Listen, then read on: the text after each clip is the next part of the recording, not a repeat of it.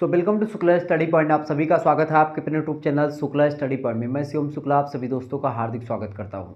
आज के वीडियो के माध्यम से हम लोग चर्चा करेंगे एंशिएंट हिस्ट्री के पेपर 2 के नवीनतम सिलेबस के बारे में, यानी कि नवीनतम पाठ्यक्रम के बारे में। आपको क्या पढ़ना है पेपर 2 में, इसके बारे में आज के वीडियो के माध्यम से हम चर्चा करेंगे BA 6 सेमेस्टर में। जैसा कि आपको पता होगा, इससे पहले पेपर 1 का सिलेबस मैं डिस्कस कर चुका हूँ, ठीक है। और आपको बता दूँ कि आप जब 5वें सेमेस्टर का पेपर दे रहे थे तो उसमें भी आपने एंशिएंट हिस्ट्री में 2 पेपर दिए होंगे, यानी कि प्रत्येक सब्जेक्ट में आप जब से थर्ड ईयर में प्रवेश किए हैं, यानी कि 5वें सेमेस्टर में भी आपको एक सब्जेक्ट के 2 पेपर देने होते थे, ठीक है। ठीक इसी प्रकार से 6वें सेमेस्टर में भी आपको एक सब्जेक्ट के 2 पेपर देने होंगे। तो आज का जो वीडियो है ये दूसरे पेपर को लेकर के है, क्योंकि पेपर 1 का सिलेबस इससे पहले मैंने डिस्कस कर दिया है। तो पेपर 2 में आपको पढ़ना है प्राचीन भारत में कला और वास्तुकला के बारे में, ठीक है। यानी कि आर्ट माने कला और आर्किटेक्चर माने होता है वास्तुकला। Art and architecture in ancient India, इन माने में एंशिएंट इंडिया माने प्राचीन भारत, ठीक है। प्राचीन भारत में आर्ट यानी कला और एंड माने और आर्किटेक्चर माने होता है वास्तुकला।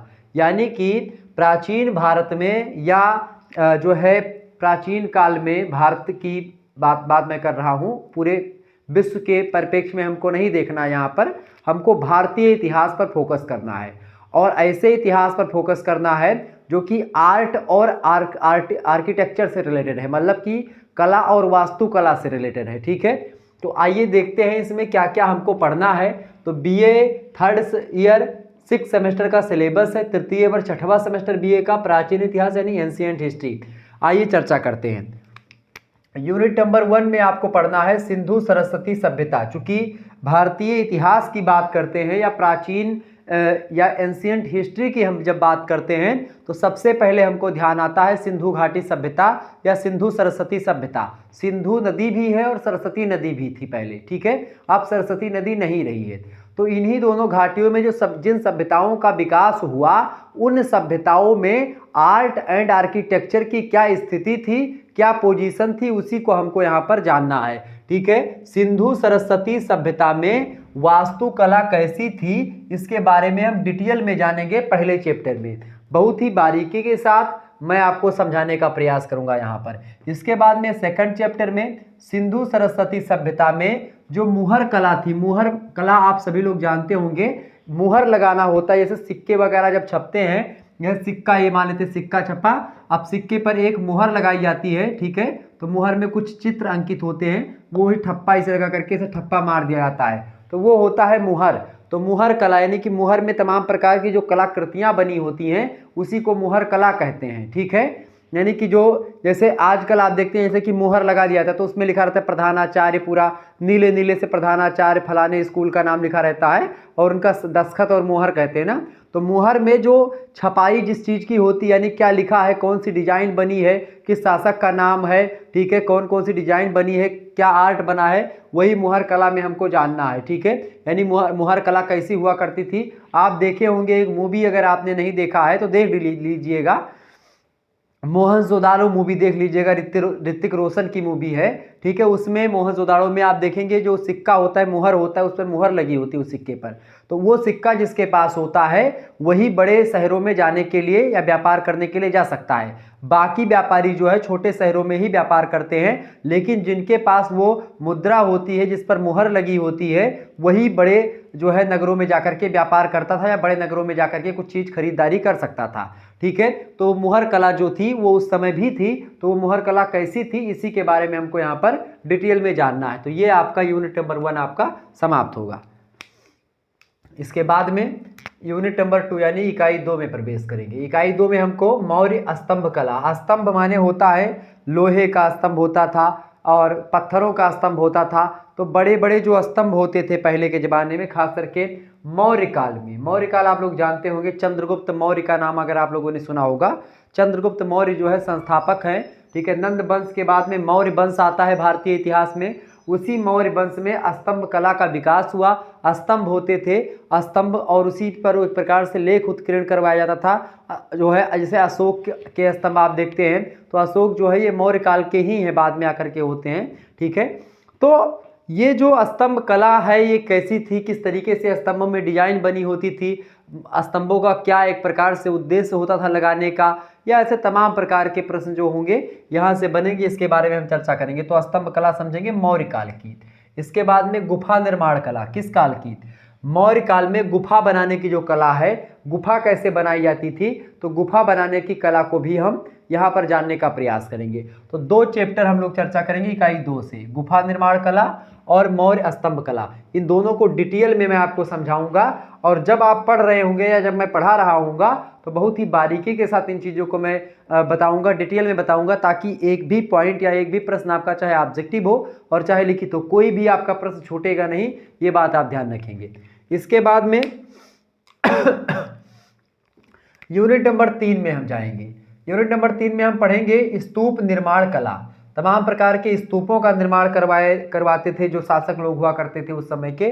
तो स्तूप का निर्माण कैसे होता था उसको समझेंगे। जैसे सांची का स्तूप बनवाया गया, भरहुत का स्तूप बनवाया गया, अमरावती में स्तूप तमाम सारे हैं। तो अमरावती, भरहुत और सांची, इन तीनों स्तूपों के परिप्रेक्ष्य में हम स्तूप कला के बारे में डिटेल में जानकारी ग्रहण करेंगे। यानी स्तूप कला क्या होती है और शुरुआत कैसे हुई इसकी, और स्तूप निर्माण कैसे क्या आता है, इसका क्या आर्ट है, इसके पीछे क्या लॉजिक है, क्या उद्देश्य होता है, तमाम प्रकार के पहलुओं पर नजर डालेंगे। तो इस तरीके से आपका ये जो है चैप्टर यानी कि इकाई नंबर 3, जिसमें 2, 3, 4 चैप्टर में हम समझेंगे। पहले चैप्टर में स्तूप निर्माण कला के बारे में समझेंगे, फिर एक चैप्टर में हम सांची के स्तूप, भरहुत के स्तूप और अमरावती के स्तूप को एक में अगर हो सकेगा तो मैं एक ही वीडियो में इन तीनों स्तूपों के बारे में डिटेल में जानकारी दे दूंगा। घंटे 1 घंटे की वीडियो होगी, घंटे 1.5 घंटे की, उसी में हम समझ लेंगे, ठीक है। फिर इसके बाद में हम और आगे बढ़ेंगे और इकाई नंबर 4 में प्रवेश करेंगे। अब आप सभी लोग वीडियो को शेयर और लाइक जरूर कर दीजिएगा, क्योंकि इसी प्रकार से हर एक सब्जेक्ट की वीडियो आपको मिलेगी। हर एक सब्जेक्ट का syllabus, chapter wise video, model paper, महासंग्राम वीडियो, रिवीजन क्लास, ऐसे तमाम प्रकार के वीडियोस आपको मिलते रहेंगे शुक्ला स्टडी पॉइंट चैनल पर। तो आप उसके लिए चैनल को सब्सक्राइब करके वीडियो को लाइक जरूर करा करें। देखिए यूनिट नंबर 4 की अगर बात करें तो इसमें आपको भारत में मंदिर निर्माण की जो कला है या मंदिर निर्माण की जो शैलियाँ हैं उन शैलियों के बारे में समझेंगे। अभी हाल फिलहाल में जो मंदिर बना भगवान श्री रामचंद्र जी का, आप लोगों ने देखा होगा। देखिए मंदिर भारत में 3 प्रकार से बनते थे। वास्तव में पहले मंदिर बनाने की 2 शैलियाँ प्रयोग में आई। पहले कौन सी शैली थी आप देखेंगे, एक नागर शैली और एक द्रविड़ शैली। नागर शैली जो होती है मंदिर बनाने की, वो उत्तरी भारत के जितने भी एरिया हैं यानी कि मध्य प्रदेश, महाराष्ट्र, इनसे ऊपर के जो मंदिर आपको मिलेंगे, यूपी और यहाँ सबके बिहार वगैरह के जो मंदिर मिलेंगे, उत्तराखंड के, ये सब आपको मिलेंगे कैसे भैया, नागर शैली में मिलेंगे, ठीक है। आप देखिए कुछ बीच के इलाकों में अब बाद में हुआ है, और जो दक्षिण भारत के जो इलाके हैं वहाँ पर आपको द्रविड़ शैली में मंदिर बनते हैं। आप दक्षिण भारत के मंदिर को देखेंगे तो वहाँ पर द्रविड़ शैली में मंदिर होते हैं, ठीक है। अब इन दोनों शैलियों की विशेषता को मैं उसी में समझूंगा, लेकिन इन दोनों शैलियों को मिला करके मंदिर बनाने की जो शैली का विकास हुआ उस शैली को कहते हैं बेसर शैली। बेसर माने होता है मिक्सचर। बेसर अगर आप लोग जानते हो, यहाँ पर कहना उचित ना होगा, अगर कभी आप जो है ऑफलाइन मिले तो मैं आपको समझा भी सकता था, लेकिन बेसर माने होता है मिला जुला। किसका मिला जुला? एक कुछ नागर शैली की कुछ विशेषताएं और द्रविड़ शैली की कुछ विशेषताएं, ये विशेषताएं मिलकर के बनाती हैं कौन सी शैली? बेसर शैली। तो 3 प्रकार की मंदिर बनाने की शैली प्राचीन भारत में थी, और वर्तमान में भी यही 3 शैलियां हैं। कौन कौन सी? नागर शैली उत्तर भारत में, द्रविड़ शैली दक्षिण भारत में, और बेसर शैली जो बीच के इलाके हैं या दोनों का मिला जुला रूप जो है नागर और बेसर, ठीक है। नागर और द्रविड़ दोनों का एक प्रकार से जो विशेषताएं दोनों की मिला जुला करके बेसर शैली में मूर्तियां बनाई जाती, मतलब कि जो है मंदिर बनाए जाते थे। तो इसमें आप देखेंगे मंदिर निर्माण की शैलियों के बारे में, विभिन्न शैलियों के बारे में समझेंगे। फिर उसके बाद में जो फेमस मंदिर हैं उन मंदिरों पर नजर डालेंगे। जैसे कि गुप्त पीरियड में जो मंदिर का निर्माण हुआ, गुप्ता काल में, यानी कि जो गुप्त काल जो है भारतीय इतिहास का स्वर्ण काल कहा जाता है। अब ये प्रश्न आपके दिमाग में चल रहा होगा कि भैया स्वर्ण काल क्यों कहा जाता है? स्वर्ण काल इसलिए कहा जाता है गुप्त काल को, क्योंकि गुप्त काल में चाहे स्कंद गुप्त की आप बात करें, चाहे चंद्रगुप्त, मतलब उनकी बात करें, क्या बोलते हैं, चंद्रगुप्त भी उसमें हुए हैं। ये चंद्रगुप्त मौर्य जो थे दूसरे हैं। गुप्त सम्राट में भी चंद्रगुप्त हुए हैं, समुद्रगुप्त हुए हैं, और आप देखेंगे जिसकी तुलना एक प्रकार से नेपोलियन से की जाती है, समुद्रगुप्त। समुद्रगुप्त जो है उसकी तुलना नेपोलियन से जरूर लोग करते हैं, लेकिन उचित नहीं है, क्योंकि समुद्रगुप्त से ज़्यादा युद्ध नेपोलियन ने नहीं लड़ा, और नेपोलियन तमाम सारे युद्ध हारा भी है, लेकिन जो चंद्रगुप्त मतलब अपने समुद्रगुप्त थे महाराजा, ये एक भी युद्ध नहीं लड़े, या अभी तक कोई साक्ष्य इतिहास का ऐसा नहीं मिला है जिसके आधार पर हम ये कह दें कि समुद्रगुप्त फलाने युद्ध या फला युद्ध हारे थे, या फलाने राजा ने समुद्रगुप्त को हराया था। एक भी ऐसा साक्ष्य नहीं प्राप्त हुआ। यानी कि इससे पता चलता है कि समुद्रगुप्त जो है वो अजेय था, मतलब उसको हराने वाला कोई उस समय नहीं पैदा हुआ था। समुद्रगुप्त वो शासक था 100 से अधिक युद्ध लड़ा कहा जाता है, और एक भी युद्ध नहीं हारा, वो था समुद्रगुप्त। और उसकी सीमा जो थी भारत ही नहीं, भारत, पाकिस्तान, ईरान, इराक, आप देखेंगे, आप गूगल पर कभी सर्च करिएगा, खाली समय पाइएगा कि आप सीमा देखेंगे इंडोनेशिया तक फैली हुई थी। तो गुप्ता पीरियड जो था उसमें आर्ट, आर्किटेक्चर, मंदिर निर्माण कला, ऐसे तमाम प्रकार की कलाओं के बारे में विश्वविख्यात है। चाहे सुवर्ण मुद्राओं की मैं बात करूं, वो भी आपको गुप्ता पीरियड में खूब अधिक मात्रा में मिलेंगे। यानी गुप्ता पीरियड जो है ये चाहे साहित्य की दृष्टि से देखें, चाहे संस्कृति की दृष्टि से देखें, या सभ्यता की दृष्टि से देखेंगे, या आर्ट या एंड आर्किटेक्चर की दृष्टि से देखेंगे, हर एक दृष्टि से अगर आप देखें तो गुप्ता पीरियड सबसे अव्वल दर्जे का रहा, सबसे नंबर 1 रहा है, अव्वल वाले नंबर 1 दर्जे का रहा है। इसीलिए गुप्त काल को जो है इसका स्वर्णकाल कहा जाता है। जैसे कि हिंदी साहित्य में आप पढ़ रहे होंगे कि भाई हिंदी साहित्य में जो भक्ति काल है उसको स्वर्णकाल कहा जाता है, स्वर्णयुग कहा जाता है हिंदी साहित्य का। ऐसे ही जो भारतीय इतिहास है उस इतिहास में जो गुप्ता पीरियड है या गुप्त काल है उसको स्वर्ण काल कहा जाता है। तो गुप्त काल की जो मंदिर निर्माण कला है उसके बारे में हम विस्तार समझेंगे। इसके अलावा खजुराहो के जो मंदिर है, तमाम सारे मंदिर मिले हैं, उन तमाम प्रकार के, खजुराहो में एक मंदिर नहीं है, कई मंदिर हैं, तो उन तमाम मंदिरों के बारे में हम समझेंगे, इनकी विशेषताओं को समझेंगे, मंदिर में क्या क्या चीज़ें बनी है, कैसे कैसे मंदिर बनाए जाते थे, तमाम प्रकार की चीज़ों के बारे में हम चर्चा करेंगे। और उड़ीसा में जो तमाम प्रकार के मंदिर बने हैं, पुरी के मंदिर हो या अन्य तमाम प्रकार के जो मंदिर हैं, उन मंदिरों पर भी हम नज़र डालेंगे और इस तरीके से हम समझेंगे। इसके बाद में यूनिट नंबर 5 में देखेंगे हम पल्लव मंदिर, यानी पल्लव शासकों ने जो मंदिर बनवाए उन मंदिरों के बारे में चर्चा करेंगे। इसके अलावा राष्ट्रकूट शासक जो हुए हैं, ये सब पल्लव, राष्ट्रकूट और चोल, ये दक्षिण भारत के 3 प्रमुख शासक हुए हैं। मतलब कि चोल वंश, राष्ट्रकूट वंश और पल्लव वंश, ये पावरफुल शासक रहे दक्षिण भारत के। और दक्षिण भारत में आप देखेंगे इनका दबदबा जो है वो कभी कम नहीं हुआ, चाहे राष्ट्रकूटों की आप बात करेंगे, चाहे चोलों की बात करेंगे, चाहे पल्लवों की बात करेंगे, इन्होंने खूब साहित्य का संरक्षण किया। और इसके अलावा मंदिर वगैरह के कला में तो सबसे अव्वल दर्जे पर रहे ही हैं। तो पल्लव मंदिर, ठीक है, और पल्लव शासकों ने जो मंदिर बनवाए उनके बारे में चर्चा करेंगे, राष्ट्रकूटों ने जो मंदिर बनवाए हैं और जो चोल शासकों ने मंदिर बनवाए, इन सभी के बारे में हम चर्चा करने का प्रयास करेंगे। इसके बाद में और आगे बढ़ेंगे, हम इकाई नंबर 6 में प्रवेश करेंगे। इकाई नंबर 6 में हम लोग रॉक पेंटिंग, जो भीमबेटका है उसके बारे में समझेंगे, रॉक पेंटिंग के बारे में जानेंगे, भीमबेटका के बारे में जानेंगे। इसके अलावा अजंता की जो कला है उस पर जो चित्रकारी हुई है, एलोरा की जो गुफाएं हैं उन पर जो कलाएं हैं, उन पर जो चित्रकारी की गई है, उन चित्रों को हम समझेंगे, क्या क्या चित्र हुए हैं और वो चित्र का क्या उद्देश्य है, वो चित्र कहना क्या चाह रहे हैं, ठीक है। उन शब्द चित्रों के माध्यम से, मतलब वो चित्र कुछ शब्द कहते हैं और वो शब्द क्या है उनके बारे में भी चर्चा करने का प्रयास रहेगा। तो हम ये चर्चा करेंगे इकाई नंबर 6 में।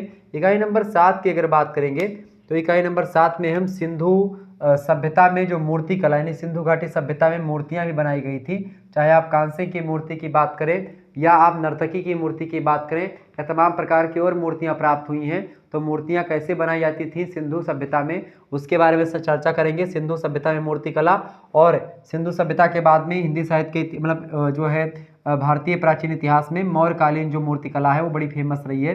तो मौर्यकालीन मूर्ति कला के बारे में समझेंगे और सिंधु सभ्यता में मूर्ति कैसे बनाई जाती थी उसके बारे में हम जानेंगे। तो इस तरीके से हम इकाई नंबर 7 को कवर कर लेंगे। इसके बाद में इकाई नंबर 8 के बारे में हम पहुंचेंगे, इकाई नंबर 8 और लास्ट इकाई, जिसमें मथुरा कला और गंधार कला के बारे में समझेंगे। मथुरा आर्ट और गंधार आर्ट, ये दोनों बड़े फेमस जो है आर्ट हैं, बड़े फेमस कलाएं हैं। इनके बारे में हम विधिवत जानकारी ग्रहण करेंगे, बहुत ही बारीकी के साथ अध्ययन करेंगे मथुरा कला और गंधार कला के बारे में, ठीक है। इसके अलावा गुप्ता की मूर्तिकला, गुप्त मतलब गुप्त काल की जो मूर्तिकला है, गुप्त शासकों की जो मूर्तिकला है, यानी गुप्ता पीरियड में जो मूर्ति बनाते थे लोग, या मूर्ति कैसे बनी है, किस क्या क्या विशेषताएं होती हैं गुप्त काल की मूर्तियों की, उसके बारे में चर्चा करेंगे। मथुरा कला की जो मूर्तियां बनाई गई हैं, गंधार कला की जो मूर्तियां बनाई गई है देवी देवताओं की, उनमें क्या क्या विशेषता है, कैसे कैसे पोशाक है, कैसी कैसी मुद्रा में रखा गया है, चाहे बुद्ध की मूर्ति की बात करें या अन्य किसी देवी देवताओं की मूर्ति की बात करें। ऐसे ही चोल शासकों की जो मूर्ति कला है उसके बारे में जानेंगे, यानी चोल शासक लोग जो है वो जो मूर्ति बनवाते थे उस काल में मूर्ति कला की क्या विशेषताएं थी, इन चीज़ों को समझने का प्रयास करेंगे। तो इस तरीके से हम लोग कुछ चंद चैप्टर्स के माध्यम से संपूर्ण सिलेबस को समझने का प्रयास करेंगे। निश्चित तौर पर आपको जो मैंने सिलेबस बताया है ये आपको ज़रूर छोटा लग रहा है सिलेबस, लेकिन ये सिलेबस थोड़ा सा लंबा ज़रूर होगा, ठीक है, क्योंकि चैप्टर्स जो होंगे इसमें लगभग 20 से 25 चैप्टर लगेंगे और 20 से 25 लेक्चर्स में ये संपूर्ण सिलेबस जो होगा आपका लगभग कवर होगा। मॉडल पेपर और महासंग्राम वीडियो, रिवीजन क्लास, ये सब आती रहेगी। ऑब्जेक्टिव मॉडल पेपर भी मैं दूंगा, तो बिल्कुल आपको परेशान होने की ज़रूरत नहीं है, ठीक है, टेंशन आपको नहीं लेना है। शुक्ला स्टडी पॉइंट आपके साथ है और लगातार आपके साथ मैं बना रहूँगा इस तरीके से। तो फिर मिलेंगे नेक्स्ट वीडियो में, तब तक के लिए जय हिंद, जय भारत। आप सभी का बहुत बहुत धन्यवाद। वीडियो को लाइक और चैनल को सब्सक्राइब कर दीजिएगा। और पेपर 1 का भी सिलेबस मैंने डाल रखा है तो उसको आप देख लीजिएगा। पेपर 2 का सिलेबस ये है, ये प्राचीन इतिहास का सिलेबस है। एक बार मैं फिर से डिनोट कर दूं, एक बार फिर से आप ध्यान रखेंगे, प्राचीन इतिहास का सिलेबस है, एंशिएंट हिस्ट्री का, ध्यान रखिएगा, ठीक है। जब मैं केवल इतिहास की बात करूंगा तो उसका मतलब होता है मध्यकालीन इतिहास, ठीक है। तो उसके बारे में हम चर्चा करेंगे। मध्यकालीन इतिहास का पेपर 1 मैं डिस्कस कर चुका हूँ, पेपर 2 जल्द ही मैं डिस्कस करूंगा उसका, ठीक है। और उसका पेपर मैंने 1 ऑलरेडी डिस्कस पहले से कर दिया था। पेपर 1 जो है मतलब पेपर 1 हो चुका, पेपर 2 आज मैंने डिस्कस किया। अब जो होगा चैप्टर 1 की वीडियो आएगी, फिर 2 की वीडियो आएगी, तो उसके लिए आप लोग तैयार रहिएगा, ठीक है। जल्द ही आपकी वीडियोस आएगी। इससे पहले जियोग्राफी का जब जियोग्राफी के आप लोगों के कमेंट आ रहे हैं, जियोग्राफी का जो सिलेबस है मैं जल्द ही डिस्कस करूंगा। सोशियोलॉजी का हो चुका है, पॉलिटिकल साइंस का, एंशिएंट हिस्ट्री का, मेडिवल हिस्ट्री का पेपर 1 हो चुका है। इसके अलावा हिंदी का पेपर 1 पेपर 2 दोनों का सिलेबस दे चुका हूं मैं। पॉलिटिकल साइंस का पेपर 2 का, सोशियोलॉजी का पेपर 2 का जल्दी तैयार हो रहा है, वही जल्दी आपका आएगा, ओके।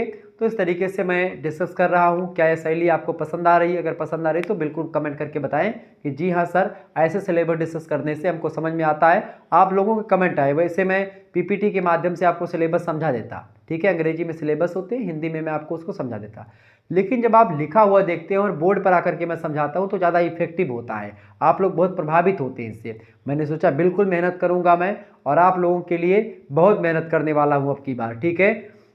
ये बात ध्यान रखेंगे। लोग कहते हैं अकेला चना भाड़ नहीं फोड़ सकता है, ठीक है, और मैंने ही इसको कहा था कि अकेला चना भाड़ नहीं फोड़ सकता, चाहे वो राजमा ही क्यों ना हो। राजमा थोड़ा बड़ा होता है चना से, राजमे की दाल अगर आपने खाई होगी तो पता होगा, ठीक है। लेकिन भले ही अकेला चना कुछ नहीं कर सकता है, लेकिन मैं प्रयास करूंगा कि भाड़ ना फोड़ सकूं, तो कुछ थोड़ा बहुत ही उस पर जो है चिन्ह ही बना दूंगा।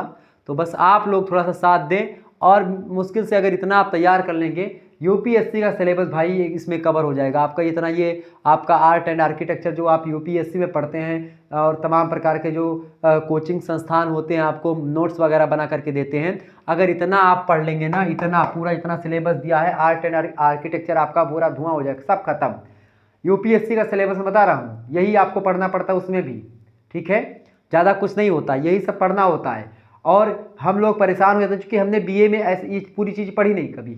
हमने बीए की पूरी किताब आज तक पढ़ी नहीं साली, मतलब इतनी पतली सी सीरीज आती है, उस पतली सी सीरीज को भी हम नहीं पढ़ पाते हैं। क्योंकि क्या होता है, अरे बीए है, छोड़ो, एक वीडियो मैंने इससे पहले बनाई होगी कल, ठीक है। मैं माफ़ी चाहूँगा अगर किसी को मेरी बातों से मतलब थोड़ा बहुत बुरा लग रहा हो तो हाथ जोड़ करके मैं माफ़ी चाहता हूँ। लेकिन अगर इतना सिलेबस आप कवर कर लोगे भाई ना, एंशिएंट हिस्ट्री में आपको कोई पिछाड़ नहीं सकता। आर्ट एंड आर्किटेक्चर इतने में आपका कवर हो जाएगा, पूरा का पूरा आर्ट एंड आर्किटेक्चर एक सेमेस्टर में, एक पेपर में। अब आप सोचो, बीए में 6 सेमेस्टर होते हैं, 4 सेमेस्टर मतलब 4 पेपर तो आपके केवल थर्ड ईयर में हो गए, और 4 पेपर आपके first semester, second semester, third semester और फोर्थ सेमेस्टर, 4 पेपर आपके हो गए।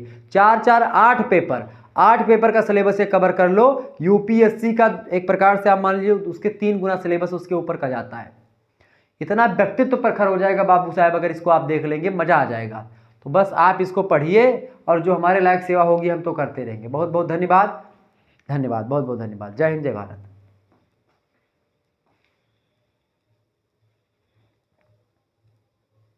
स्क्रीनशॉट ले लीजिएगा इसका आप सभी लोग, ठीक है।